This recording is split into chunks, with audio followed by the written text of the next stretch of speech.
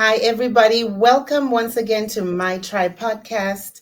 This is June 2025, and I have an amazing panel today. I have Pastor McDonald, all the way from Virginia, and his son Andile, and you're going to hear amazing stuff from them today. All the way from the United Kingdom, I have Gerald and his son Dan in West Midlands. So it's going to be amazing. As some of you know, I used to live in England, so I might dip in and out of the British accent from the other guys, but it's just going to be an amazing conversation. We are in June and it's Father's Day this weekend. And I just thought it would be great to bring a father and son combo. Coach Chi will be joining us as well. We're going to hear awesome and amazing things that are going to help our relationships as fathers, sons, and also father daughter relationships because one of the dads here has daughters. All right. Now I'm going to bring them on to introduce themselves. I'm going to start in Virginia. Pastor McDonald, could you please introduce yourself and your son?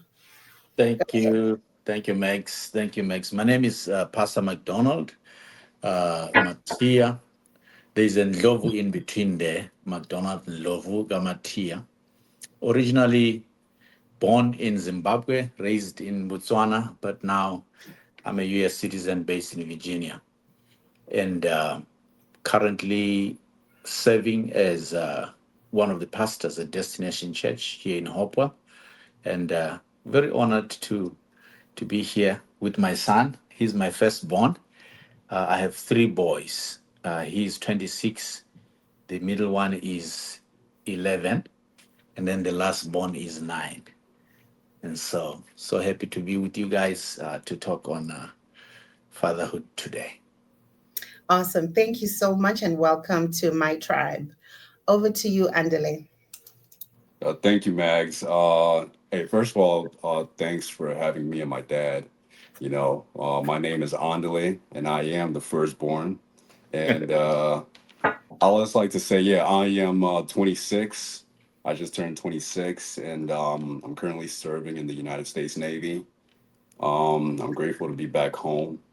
It just came right in time for this podcast. So, that shouldn't be any coincidence. But hey, yeah, that's pretty much about me. I'm an easygoing person, so yeah, whatever questions you have, you can throw it at me. That is awesome. Welcome, Andile, and thank you so much for your service. And thank you for coming on here today. We can't wait to hear from you. Over to West Midlands in the UK. Gerald, please introduce yourself and then Dan. Okay, thank you, Coach Max. And again, thank you, Pastor McDonald and Andile. My name is Gerald Njagu, originally from Zimbabwe. Grew up in Zimbabwe. I now live in the West Midlands, UK. I work as a mental health social worker, and I'm a single dad to Daniel and Tinashe. But I've got another son who's away at university as well. So I've got two boys and a daughter. Over to you, Daniel. Thank you. Uh, Thanks, Coach Mags. I'm Dan. I'm 17. Currently in high school, sadly. My three main subjects are maths, physics, economics, and it's kind of taken me for a ride. So that's why I'm going to be tired today. Yes. Well, thank you so much. We'll try not to keep you too long so you can go back to your maths and physics. I'm going to go straight into it. I was born, and I'm in a family of five. I was my dad's favorite. So I know that, and everybody knows that. It's not a secret. And I just, love my dad. He's late now. So you guys are blessed to have your dads. And it's just so heartwarming to have fathers and sons on here. So my first question is to the dads. How was your relationship? And we'll start with Pastor McDonald and then go to Gerald. How was your relationship with your dad, and how has it impacted how you are fathering your sons or daughters? Both of you, and then we'll hear from your sons. Go ahead, sir. Thank you, Max. My dad is 87 this year. He's still alive. lives in Zimbabwe. And growing up, I think for the first few years, I never saw much of my dad because he was working uh, in another country, and so he would come once in a while, and so we were not very close until I think when I was about 7 or 8. That's when we kind of settled in together in one city, and that's when I kind of started getting to know him more. And he, typical African father, he has his regimented rules, regulations, things to do, things not to do, where to go, how to go, why to go, and pretty much you don't relate to him in a very personal way. And so you only get to know him uh, when there's discipline or when there's correction. But other than that, it's really, you know, it's kind of like maybe the plague of the present, again, father syndrome, where fathers are present but they are passive. And so it was pretty much like that for a while. And growing up, I remember having so many questions concerning life and things like that, and not really having my father to talk to me about it. And I don't think it was really his fault in a way, because he had grown up himself in a polygamous family. His dad was a chief and he had 13 wives.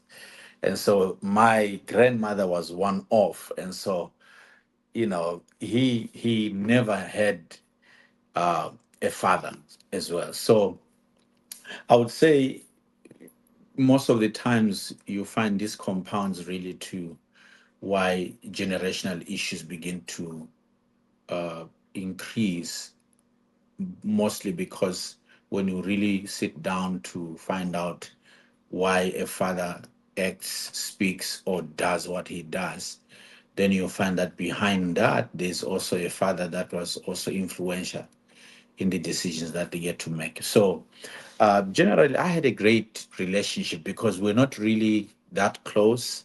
We only related when it was important issues, but of course, ups and downs here and there.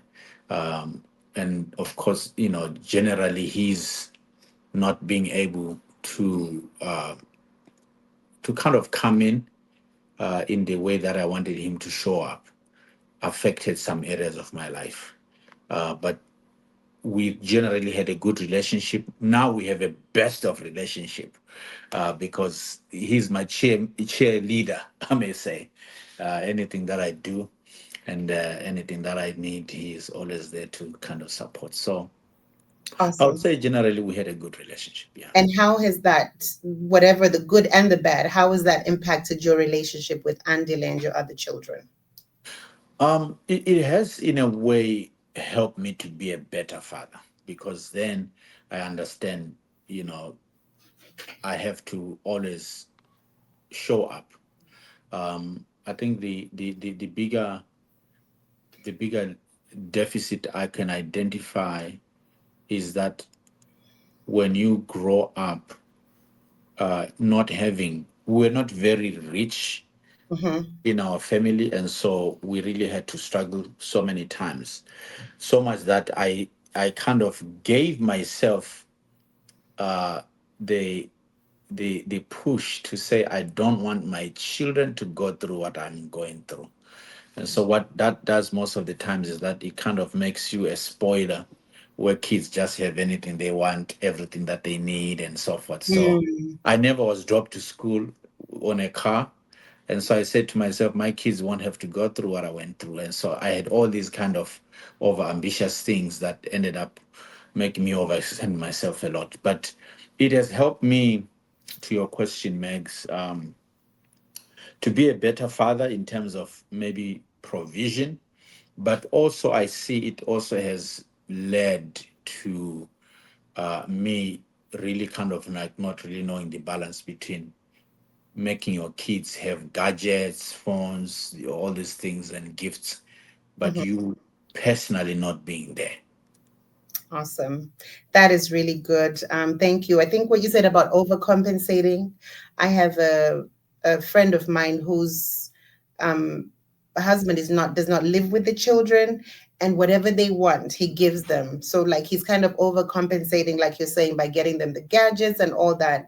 And I think it's a big difference between being present and just throwing gadgets. Awesome. Over to you, Gerald, and then I'm coming back to you, Andile. Gerald. Okay. All right.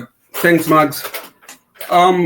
Just looking back into my childhood, I think I noted a lot of similarities, in my relationship with my father, with what Pastor MarcDonald has just said. I think Zimbabwean fathers were all built from the same template, especially around that time period. It's funny though, because my dad and my mom got divorced when I was around 9, 10 years. So my father became a single parent for some time. And this was in the 80s in Zimbabwe, where, it wasn't really a thing. And I remember during that time, I remember a very present father, a very attentive father. But I think, again, that has shaped, my approach to life at the moment, in terms of, I think when you're a child and you have a good relationship with your father, and then a stepmother comes in, that dynamic shifts. And you then have to adjust to that reality. So I think as kids, we sort of struggled to adjust to that reality, because you are thinking, well, this person has taken my father's affection, he's taken my mother's place. But generally, my father provided. I think growing up, looking back, I think I wasn't the easiest of sons. I was I was quite stubborn and quite strong-headed. And I think, given the times that we lived in, I went to a good school.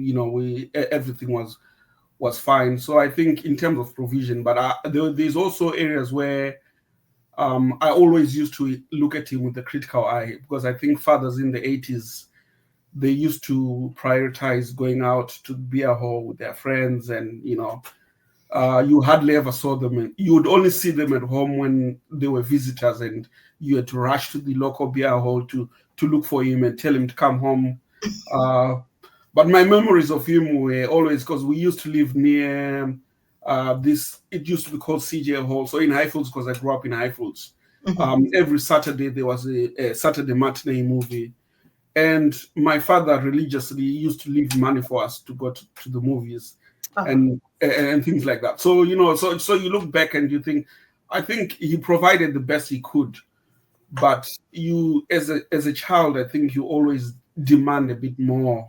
You're always demanding maybe a bit more emotionally. Especially, I noticed that with each coming generation, we were a new generation, so our demands were always. Our fathers thought, I've given him, school fees, everything. So that's my job as a father. But we demanded a bit more, and we never sort of felt that. But I think my relationship with him has improved now. It's much, much better. I think being a father myself and having sons myself, I now understand him a lot better. And what I've understood as well is, fathers never talk a lot. They go through a lot of things, but they never talk. So my father divorced my mom. He was a single dad, but there was never a time when he set us down and sort of talked to us about his experiences and what he went through. It must have been traumatizing for him in the 80s, trying to hold a full-time job, having 4 kids at home. I think I remember my brother was still very young at the time. He was around 4, 5. So he had to go and live with my auntie in Glenview. And there were times when my brother would try and come back home, and he would be found, at the bus stop, like at 8 o'clock at night, trying to come back home. So I think he must have gone through quite a lot that he never really sat down and discussed with us. And I think there are the good things and obviously the bad things. I think I don't really smoke, or I don't drink. And I think I've always associated smoking and drinking with the absences that my father had, because when he was drinking, he wasn't at home, and all that. So myself, I've sort of modeled. So for me, it was never something that I aspired or I thought well, this is something that I want to do. And I think the fact that I thought he wasn't as emotionally present as he should have been, I Mm-hmm. think it shaped me in terms of how I relate to my kids, in terms of trying to show them, I love them and talk to them and tell them things like that. Awesome. Okay, good. So you also answered part two of the question. And that's so important because also having been raised in Zimbabwe, I was in Zimbabwe until I was 18, and then I came to the UK. My dad worked so much. Actually, my dad worked 7 days a week, never had a day off. He was always at his businesses every day, and would see him. He would leave at 6 a.m. and come back like 10 p.m. So those are the little times I would see him, unless I used to go and spend time at his business. And the times I remember that I spent with my dad was when he would drive me to school. And I remember vividly, it had me read the newspaper to him. And those are the times I remember, the times I actually spent with him. So not necessarily that he bought us this, he paid for holidays, he whatever, but the times. So it's so important what you're saying, and I'm glad that you've learned from it and are changing with your kids. Now let's hear from them. They might think differently. You guys might think you're doing well. And Andile and Dan will tell us otherwise. So over to you, Andile. Can you tell us about your relationship with your dad, what you like about it, and what could be improved? Of course, Mags. Yeah, it's an interesting life, growing up with my dad. I'll put it like that. Yeah, first of all, my very handsome dad, right? He's now transitioned into, the grays, The you salt and know. pepper. Yeah, he's a certified OG right now, because I used to stress him out growing up. If it wasn't for me, you probably would have had, hair like Dan's right now. Yeah. Dan's hair is Yeah. long, by the way. But yeah, it's especially that he's a pastor, it's very interesting. So my dad is like, he's a very protective person, right? That's the even now still, like I'd like probably like, like go out just to get, I don't know, probably Chick-fil-A. He's like, man, what time you gonna be home? you know, like bro, I'm just getting Chick-fil-A. you know, um, but yeah, I think that's a very good trait because he's seen the world that I haven't seen Right. what he's seen. Right. Especially I got Logan and Liam. They're kids, so you know, it's a pretty dangerous world out there. Um, as a pastor, with him and growing up, the thing I didn't like the most is that you used to get judged a lot. It's like people will like compare you to, and you're like, bro, it's like sometimes you ain't like your dad. I don't know if it's a personality or whatever. But the good thing about it is that, we'd go to these places, different countries, and I'd meet great people. And, they'd speak into my life, and that was very encouraging. So, that really pushed me. I think another interesting thing, especially, I think this is all Zimbabwean dads. I don't know what it is, but, they like pushing you to be the best, in everything. Like, you got to be the best in everything, I don't care what it is, just be the best. Um, and yeah, it's really built like some sort of competitive nature in me. Like everywhere I went, almost everywhere I went, I had to be recognized or, awarded, for whatever reason. And I just had to like when I show up, I had to show that I'm here and, I come back home with something. Sometimes when I come back home with stuff, it's really not for me. It's like, for dad, hey, this is what I accomplished, and yeah, I'll pretty much put it like that. But, I'm grateful to God every day, for my dad, because he's been there for me my whole life, and, I am there for him. And hopefully, it stays that way. We're just there for each other. And, whatever he needs from me, I will, God willing, do it to the best of my ability, So, yeah, I'll pretty much put it like that. It's a very interesting relationship. That's good. Is there anything that you think could be improved? Or an Uh, example? yeah. Sometimes he can get a little paranoid. He gets a little paranoid. Can we have an example? Uh, I'm a very easygoing person. Hmm. About things. I'm just smooth, and him. He's like sometimes he's very tense.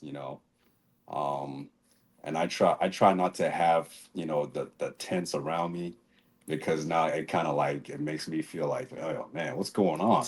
you know So you like, Dad, relax a little bit. Just yeah, it's not even that serious. It's like, okay, so I don't know what it is, but that's just the way he is. I can't blame for being the way he is. you know okay. I'm sure he's yeah, taking notes. yeah. I Thank you so much, Andile. Over to You're you, welcome. Gerald. Could you tell us about your relationship with your dad, the good and not the bad and ugly, but what could be improved? Oh well, I feel like at this point in my life he's pretty present, because at the start he didn't used to be, but these recent years he has been. It takes me to work and back, takes where I need to go, like from the train station and stuff, and is genuinely there for me when I need to ask him something. So that's good. Anything more about me?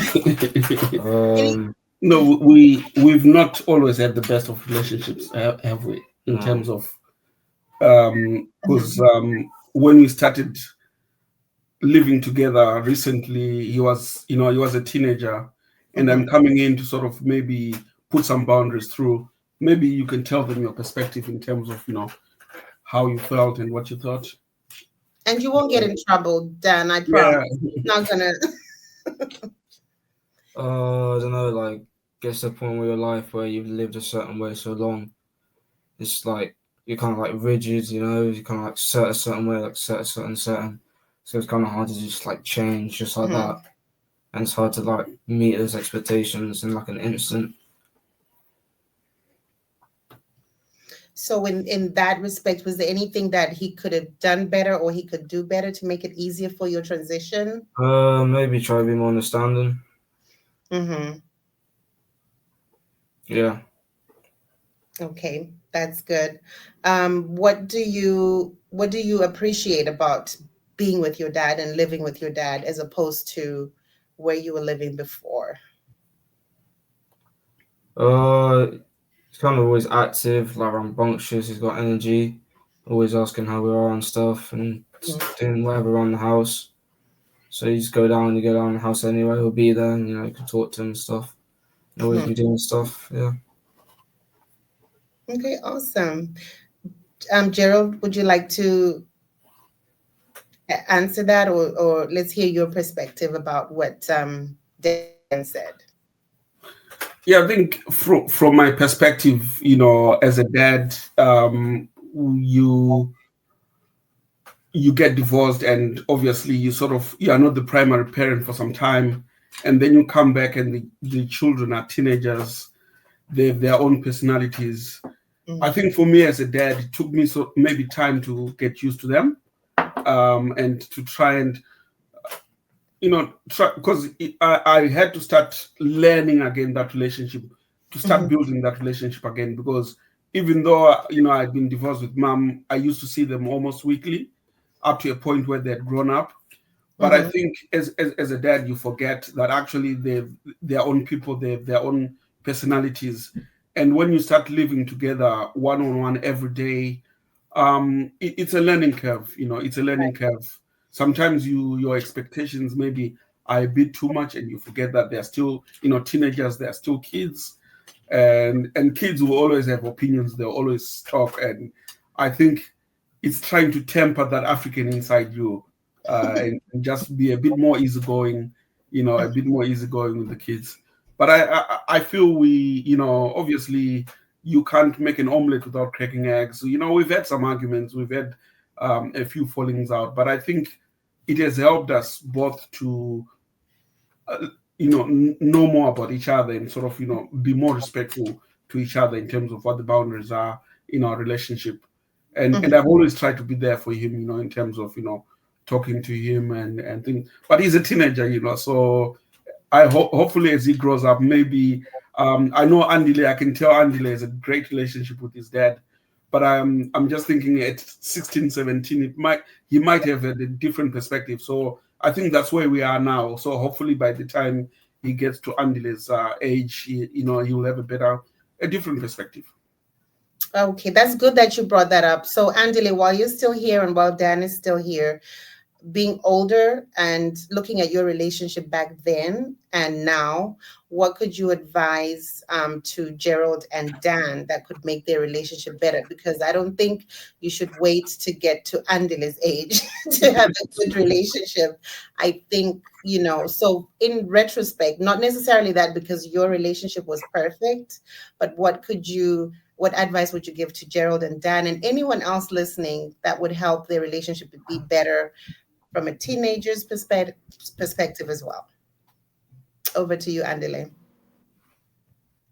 Yeah. Thank you for that. I'm just gonna keep it real, man. It's gonna be rough. I'm just gonna keep it real. But Okay. the good thing, the upside about it is that and this is up to you. You're gonna learn each other, and like if you really love somebody, you're gonna try to improve your relationship with them. Um, every time, like when I was like what 16, 17, and my dad got mad at me and he yelled at me, I just took the L. I just took the L. I tried not to argue back a lot. Sometimes I was like passive aggressive, and in most instances he was right. I think, especially, and I'm very grateful to God for this, the people that came in my life, taught to me and said, hey man, just carry yourself like this. My dad was trying to groom me into like a gentleman, um, and every time like he would like yell at me or ridicule me, I think he was just his way of saying, "Hey, it's you got to do it this way," So that's how I took it. I think the most important thing is that every time I said to myself, "Man, why is my dad like this?" You know, it's because of the conditions that he came from, and it's like I can't blame him for the conditions he's from. So, every time, Dan, you feel like your dad yell at you, just, take the L. The best way, this is the best way, you can make your dad happy or, get him off you. Just come back home with a trophy. Just come back home with some awards, trophies. He'll get off you, man. Just keep doing that, and you'll be good. Just keep bringing them awards. You'll be good. That's pretty much how I put it. That is really good. Thank you so much for that. And Pastor McDonald, what could you help Gerald and Dan at this stage of their lives? We don't want to wait for them to be older and say, oh, like you guys did, my relationship is great, but you're so much older. We want the relationship to be working now and not waiting. So, what could Dan do better and what could Gerald do better? Because I think relationships are two ways. Hmm.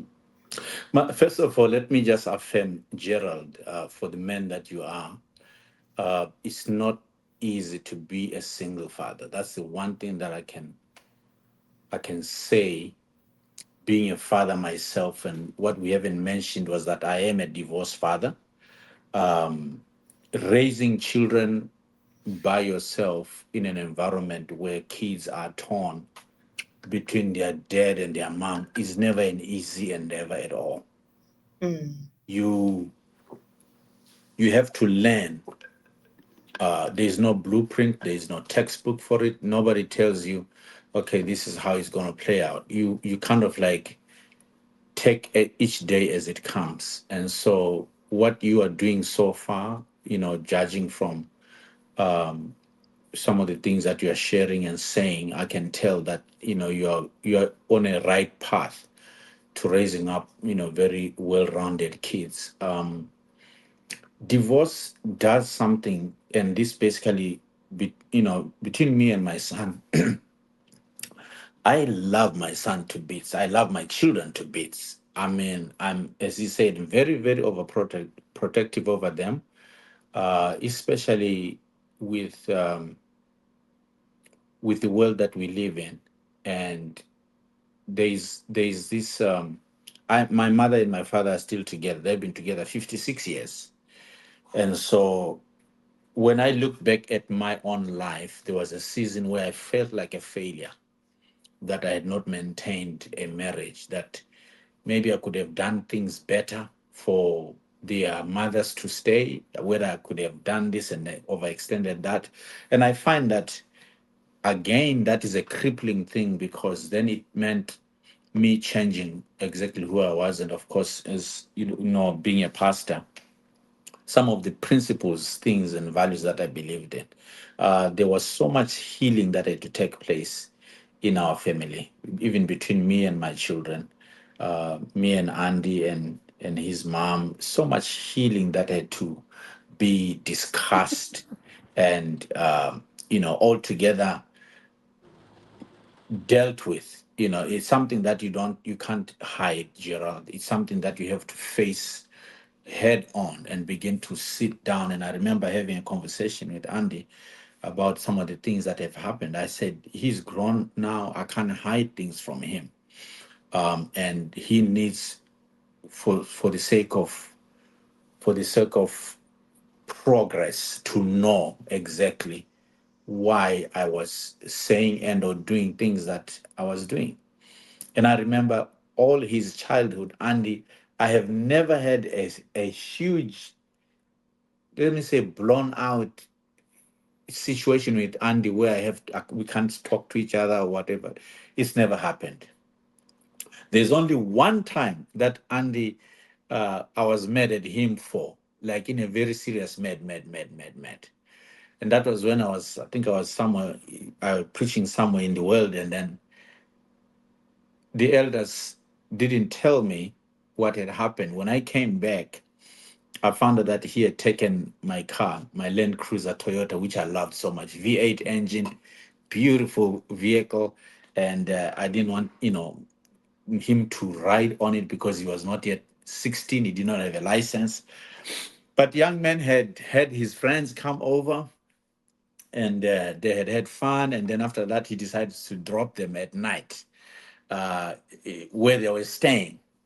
And he's not even 16 yet, so he gets into the car, but he knows how to drive because I taught him to drive.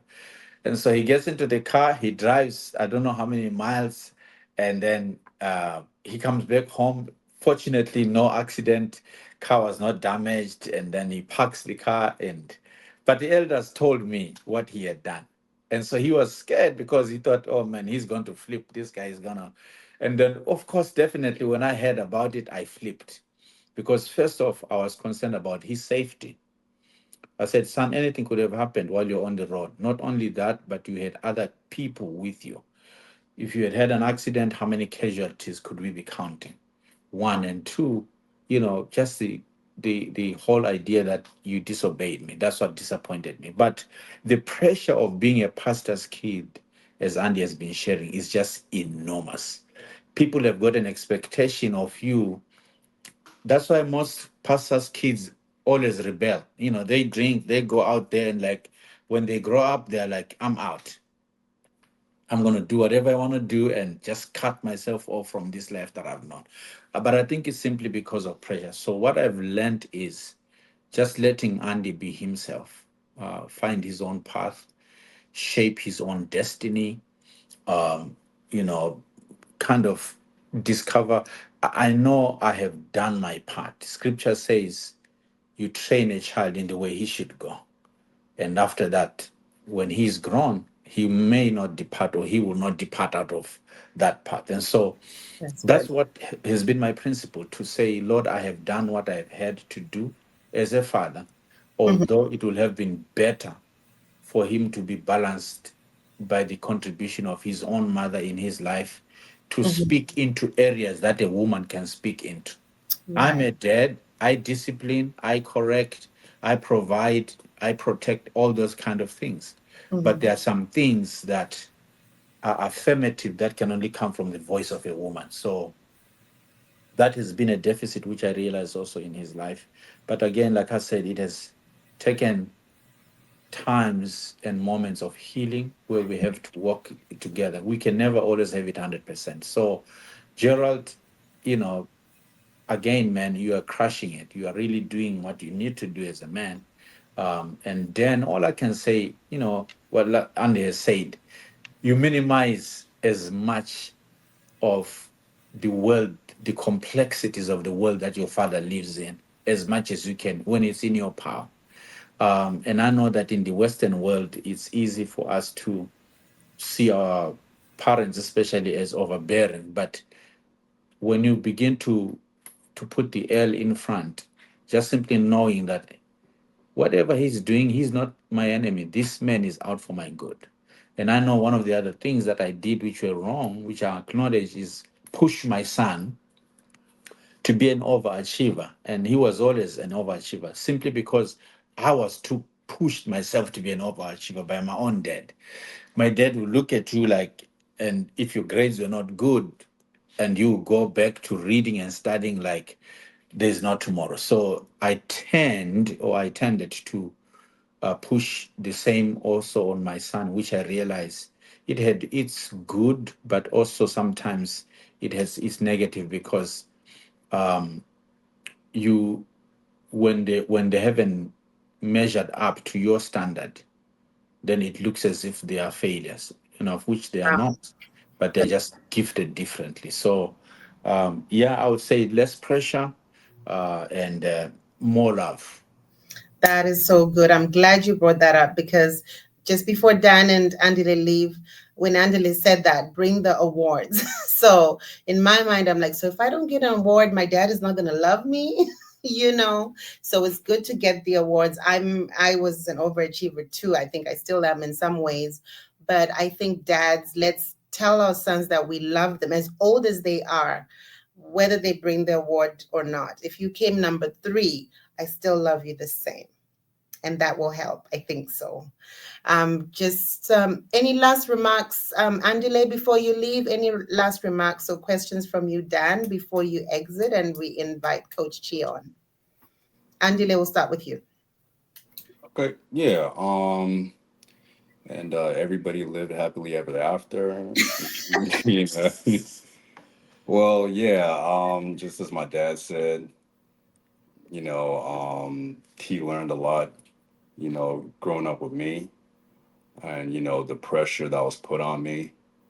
I just say, Dan, man, try to be yourself and carry yourself, with confidence no matter what. People are gonna, judge you. People are gonna come at you. But one thing my dad told me, as long as you have values, you know, you'll be good. You know what I mean? So try not to, be mad at your dad for, everything thrown at you. You know, just say I'm gonna be a better person, for somebody else. That's how you make the world a better place. I'll put it like that. That's good. That is very good. Thank you so much for your input. Over to Dan, and then I'm going to thank you guys together. Dan, anything you'd like to say after hearing all this and what you could do better? What could dad do better? Uh, I feel like fatherhood is more complex than like trying to sum it up in a sentence. So you can say like what Underlay said was really good. But like when it comes to judging, I don't think you can really judge it with a sentence or word or paragraph because it's a it's something so complex. Like you can be perfect at it, but still it's not going to be perfect because there's still going to be flaws or kinks and or whatever. But at the end of the day, it's about being self-aware and trying to know who you are as a person, and then taking that into I don't know raising little boy, little girl, and using that knowledge to better the world with them. Yeah. That is so good. Well done. First of all, I want to congratulate your dads for doing an amazing job because I have seen a lot of men that just leave their children and in divorce, their mothers to take care of them. So I really highly commend you guys for what you're doing, and to highly commend you too for bringing your sons on, because Dan could have said, Dad, I'm not doing it. I've got no reason to be on any podcast. You go by yourself. So thank you for accepting to come here. I believe what you spoke about, both of you young guys, are going to help other young boys or girls and other men to be better fathers. So you guys, thank you so much. Andile, thank you, Dan. I really appreciate all your input. And I believe your relationships with your dads will be stronger. They're not going to wait to be their age to be looking back. And being Zimbabwean myself, my mother still treats me like I'm in Zimbabwe, and I am not. So Gerald and MarcDonald, we're not in Zimbabwe. Let's not act like we're in Mutare or wherever you were raised. My mom comes here and she visits, and one of my friends had to say, Mags left Zimbabwe at 18. You can't treat her like she's still under the same roof and different. But we respect you guys. We love you guys as our parents, and it's a mutual respect. So thank you guys so much. This is going to be a great segment. People are going to be blessed all over the world, and I appreciate you. God bless you. Wow, this has been an amazing episode. This conversation is one for the books. If you have any children that are living with single dads, if you have any children that are in single households because of parents having gone through a divorce, or if you have any boys that are having issues with the father and son relationship, share this with them. They have to listen to what our panel had to say. I'm so grateful to Pastor MarcDonald and his son Andile, to Gerald and his son Dan, all the way from the United Kingdom. Thank you so much for everything that you have shared today. Sons, fathers' relationships will be restored because of everything that you've had to say. Now, remember, you are not an island. Find your tribe, locate your tribe, and invest in your tribe. You don't choose who your brother or your mother or your sister are, but you can choose your tribe. So find a good tribe, invest in a good tribe for yourself and for your children. See you next time. Remember to like, share, and subscribe. And see you next time on My Tribe Podcast.